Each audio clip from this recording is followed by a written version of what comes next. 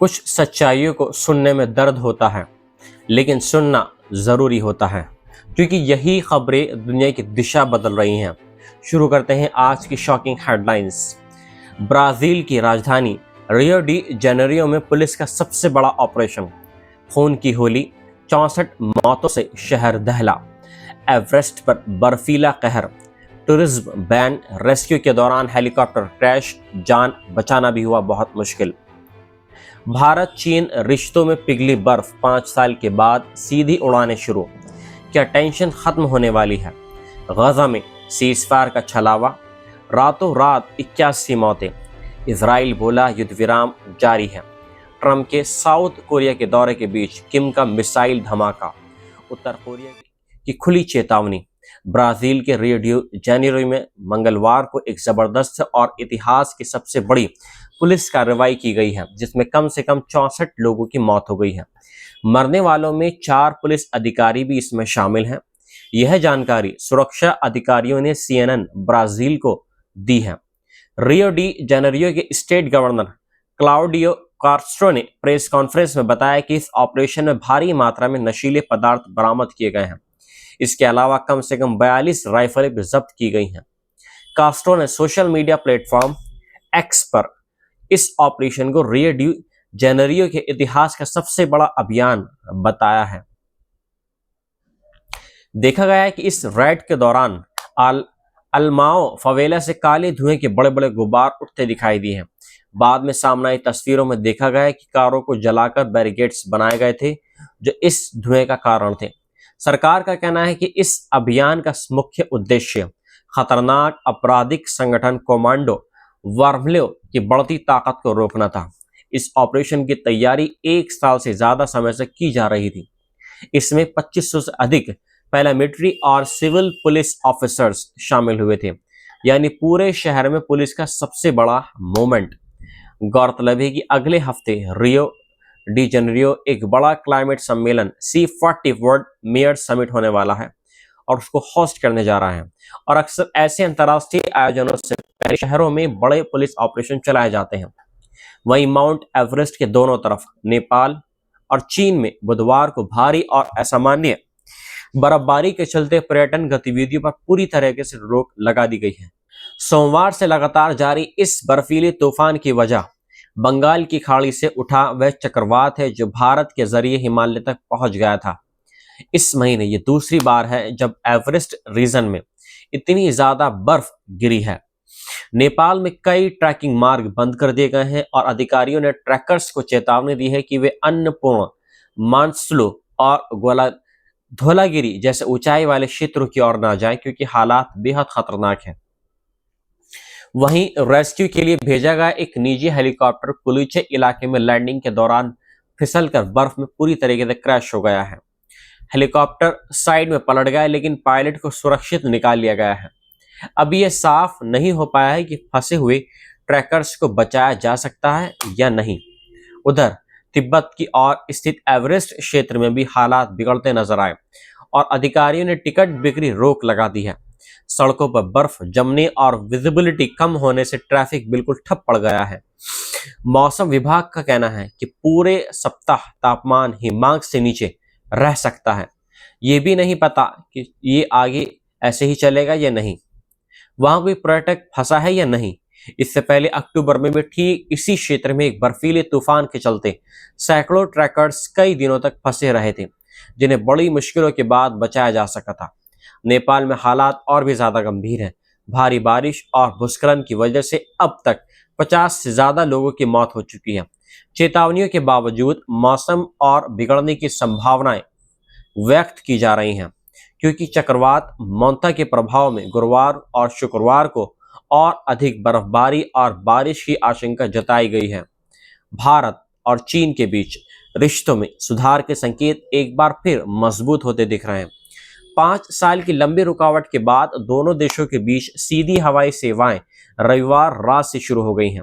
Indigo की flight 6E1703 Kolkata से रात 10 बजे उड़ान भरकर लगभग 3.5 घंटे बाद चीन के शहर ग्वांगझू पहुंची। कोविड-19 महामारी की शुरुआती 2020 से दोनों देशों के बीच उड़ानें पूरी तरीके से बंद थी। इसके बाद हिमालयी सीमा पर हिंसक झड़प ने दोनों परमाणु सशस्त्र पड़ोसी देशों के संबंधों में भारी तनाव पैदा कर दिया था।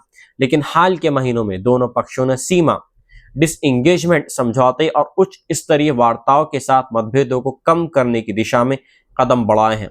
चीन के भारत में दूतावास की प्रवक्ता यू जिंग ने सोशल मीडिया प्लेटफॉर्म एक्स पर पुष्टि करते हुए लिखा है कि भारत और चीन के बीच सीधी उड़ानें अब हकीकत है। चीन की सरकारी एयरलाइन चाइना ईस्टर्न भी 9 नवंबर से शंघाई दिल्ली सेवा बहाल करने जा रही है, जबकि इंडिगो 10 नवंबर से दिल्ली ग्वांगजू रूट भी शुरू करेगी।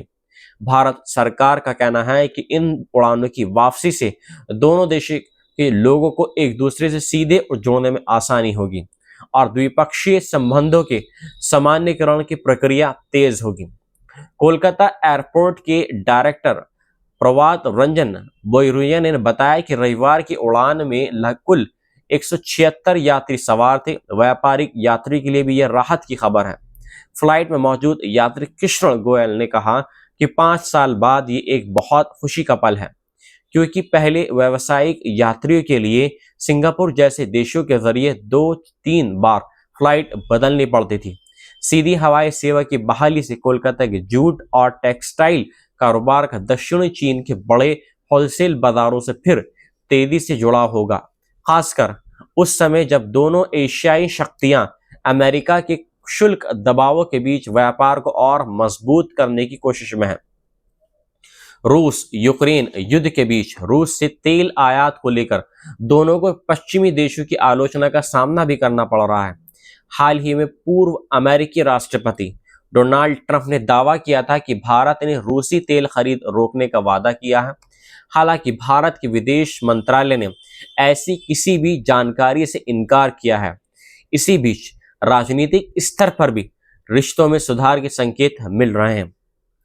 भारतीय प्रधानमंत्री नरेंद्र मोदी ने इस साल अगस्त में 7 वर्षों बाद चीन का दौरा किया, जिसके कुछ हफ्तों बाद चीन के विदेश मंत्री वांग यी ने भारत का दौरा किया। मोदी ने कहा कि भारत आपसी भरोसे और सम्मान के आधार पर संबंधों को आगे बढ़ाने के लिए प्रतिबद्ध है और सीमा तनाव कम करने के प्रयास उसके उदाहरण हैं।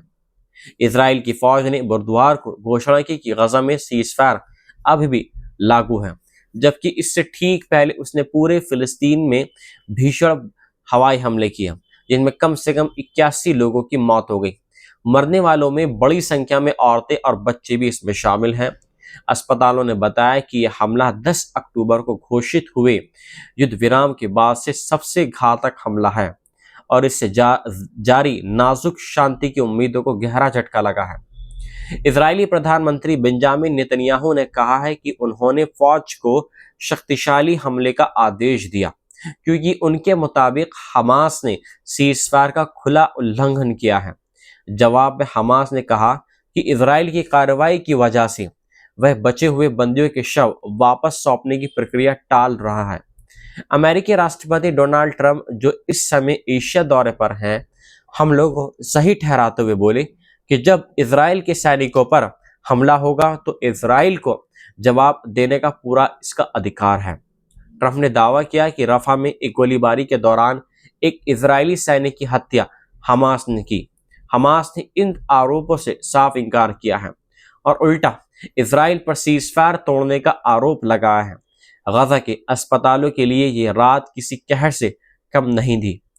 शिफा हॉस्पिटल के डायरेक्टर मोहम्मद अबू सलमिया ने कहा कि मरने वालों की संख्या और बढ़ सकती है, क्योंकि 45 से ज्यादा घायल बहुत गंभीर हालत में हैं, जिनमें 20 बच्चे शामिल हैं। शिफा हॉस्पिटल को रात भर 21 शव मिले, जिनमें 7 महिलाएं और 6 बच्चे थे। दारुल बला के अल अक्सा अस्पताल में 10 शव लाए गए, 3 इसमें महिलाएं और 6 बच्चे थे। खान यूनुस के नासिर हॉस्पिटल ने 20 शव प्राप्त किए, जिनमें 13 बच्चे थे।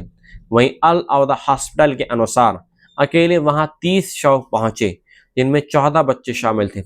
कुल मिलाकर रात के हमलों में मारे गए बच्चों की संख्या 39 तक पहुंच गई। हवाई हमलों के बाद गजा के अस्पतालों के बाहर एम्बुलेंसों की लाइनें लग गईं। जख्मी और मलबों के नीचे से निकाले गए शव कपड़ों, गद्दों और स्ट्रेचरों पर अस्पतालों में पहुंचाए जा रहे थे। एक शख्स छोटे बच्चे की लाश अपनी बाहों में उठाकर अस्पताल में लाया। चीखों और मातम के बीच आंसू हर जगह थे। नेतन्याहू का दावा है कि हमास द्वारा लौटाए गए शव के हिस्से किसी पुराने बंदी के थे और वह युद्धविराम समझौते का साफ उल्लंघन है। इजराइल का कहना है कि उसने हमले से पहले अमेरिका को इसकी जानकारी दे दी थी और इसका निशाना हमास के 30 शीर्ष कमांड ठिकाने थे। इजरायली सेना का बयान है कि युद्धविराम जारी है, मगर किसी भी उल्लंघन पर सख्त प्रतिक्रिया दी जाएगी। वहीं उत्तर कोरिया ने बुधवार को दावा किया कि उसने समुद्र से दागी जाने वाली क्रूज मिसाइलों का सफल परीक्षण किया है। ये शक्ति प्रदर्शन उस समय किया गया है जब अमेरिकी राष्ट्रपति डोनाल्ड ट्रंप दक्षिण कोरिया के दौरे पर हैं और बार बार ये संकेत दे रहे हैं कि वे उत्तर कोरिया नेता किम जोंग उन से मुलाकात करना चाहते हैं। हालांकि ट्रंप ने माना कि इस दौरे के दौरान मुलाकात की व्यवस्था करना बेहद मुश्किल साबित हो रहा है। ट्रंप ने दक्षिण कोरिया के राष्ट्रपति ली जे म्यूंग से मुलाकात की शुरुआत में कहा, मैं किम जोंग उन को बहुत अच्छी तरह जानता हूं, हम अच्छी तरह निभाते हैं, बस समय नहीं मिल पा रहा है। इससे पहले एयरफोर्स वन में पत्रकारों से बातचीत के दौरान ट्रंप ने मिसाइल परीक्षणों को हल्का दिखाते हुए कहा, वह दशकों से मिसाइलें ही दागता आया है। उत्तर कोरिया की सरकारी समाचार एजेंसी KCNA का कहना है कि मंगलवार को दागे गए ये मिसाइलें 2 घंटे से ज्यादा उड़ने के बाद पश्चिमी समुद्री इलाकों में अपने लक्ष्यों पर सटीकता से जा लगी। प्योंगयांग का दावा है कि यह हथियार उसके परमाणु सक्षम सैन्य अभियान को और ताकत देंगे।